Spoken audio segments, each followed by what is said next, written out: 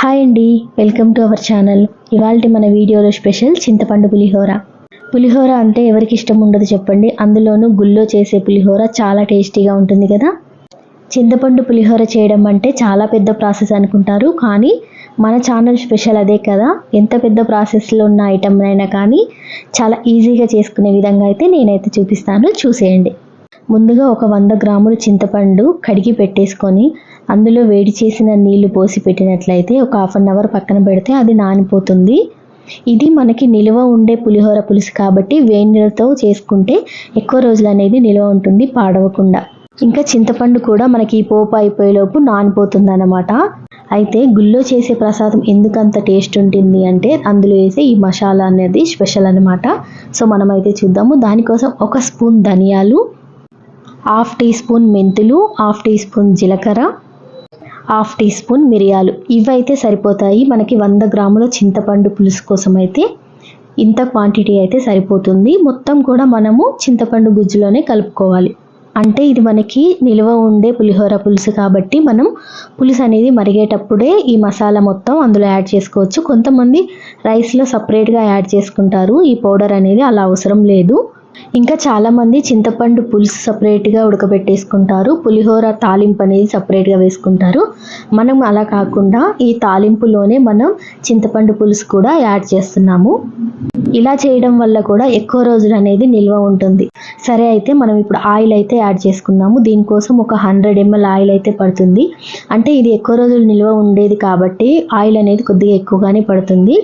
ఇందులో నేను ఇంతకు ముందు చూపించిన కప్పుతో అన్ని దినుసులు హాఫ్ కప్ అయితే వేసుకున్నాను. అంటే పచ్చిశనగపప్పు, మినప్పప్పు, పెసరపప్పు ఇవన్నీ కూడా హాఫ్ కప్ వేసుకున్నాను. పల్లీలు మాత్రం 1 కప్పు నిండా అయితే వేసుకున్నాను.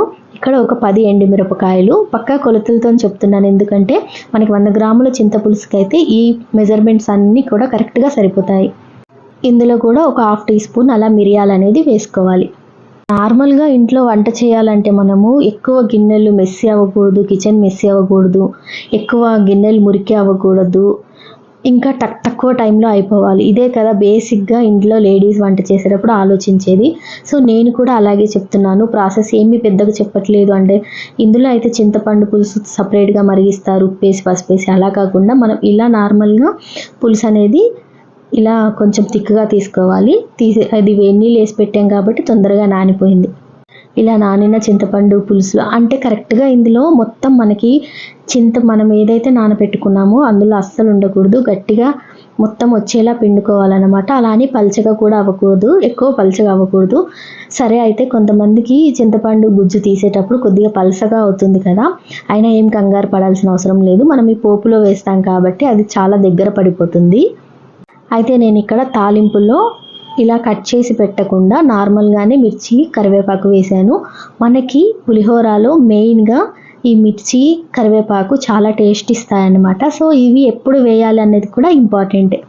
మనకి ఇవి ఆయిల్లో వేగడం కన్నా కానీ చింతగుజ్జులో మరిగితే చాలా టేస్టీగా పుల్లగా చాలా బాగుంటాయి. ఒకసారి ఇలా ట్రై చేయండి. ఇప్పుడు ఇందులో కొద్దిగా ఇంగువ కూడా యాడ్ చేస్తున్నాను. ఇప్పుడు పక్కన తీసి పెట్టేసుకున్నాం కదా చింతపులుసు, అదైతే నేను ఇందులో కలిపేసి పెట్టుకుంటున్నాను. ఇదంతా చెప్పడానికి కొంచెం ప్రాసెస్లో అనిపించినా కానీ చేసుకోవడానికి మాత్రం చాలా ఈజీగా ఉంటుంది. మనం ఎక్కువగా గుళ్ళల్లోది ప్రసాదము అంత టేస్టీగా ఉంటుంది కదా, అంతే టేస్టీగా కూడా ఉంటుందన్నమాట. ఇప్పుడు మనం ఇందులో ఏదైతే కప్పుతో ఇందాక కొలిసి చూపించాను కదా పప్పులు, అవి ఆ కప్పుతో నేను 1/2 కప్ అయితే కల్లుప్పు వేసుకున్నాను, అలాగే పసుపు కూడా. ఇందులో మెయిన్గా ఉప్పు సరిపోకపోతే తొందరగా పాడవుతుంది, ఉప్పు అనేది కరెక్ట్గా ఉండాలి మనం వేసే సాల్ట్. అలాగే ఈ నువ్వులు 1 స్పూన్ అలా పైన చల్లేసుకోవాలి, ఎందుకంటే క్రిస్పీగా ఉంటాయి, మనం తినేటప్పుడు కానీ క్రిస్పీగా తగులుతాయి అన్నమాట. సో అది, అలాగే పచ్చిమిర్చి పచ్చివే, కొద్దిగా కరివేపాకు కూడా యాడ్ చేసుకోవాలి లాస్ట్లో.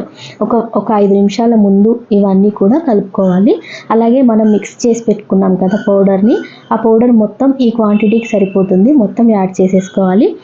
ఇంకా ఇందులో ఒక ఉసిరికాయ అంత బెల్లం వేసుకుంటే సరిపోతుంది. బెల్లం వేయడం వల్ల పులిహోర ఏమీ స్వీట్ అవ్వదు, కానీ చాలా టేస్ట్ అనేది కొంచెం డిఫరెంట్గా చాలా బాగుంటుంది.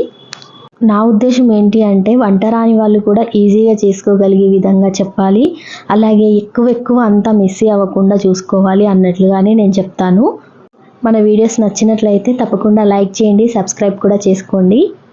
ఈసారి సపరేట్గా అన్నీ ఉడకబెట్టి తాలింపు వేయడము అలా కాకుండా ఇలా కూడా ట్రై చేయండి ఒకసారి. చాలా తొందరగా అయిపోతుంది. చూసారు కదా, ఇలా అయితే మనకి ఆయిల్ తేరుకొని ఇలా కొద్దిగా గట్టి పడుతుందనమాట. ఈ క్వాంటిటీకి వస్తే సరిపోతుందనమాట. మనం స్టవ్ ఆఫ్ చేసేసి చల్లారిన తర్వాత స్టోర్ చేసి ఫ్రిడ్జ్లో పెట్టుకుంటే మనం ఎప్పుడు కావాలంటే అప్పుడు ఈ చింతపులుసుని మనం రైస్లో యాడ్ చేసేసుకొని ప్రసాదంలా పెట్టొచ్చు. లేదు అంటే మనకి టిఫిన్ లాగా కూడా బాగుంటుంది. వీడియో నచ్చితే లైక్ చేయండి. Thank you for watching.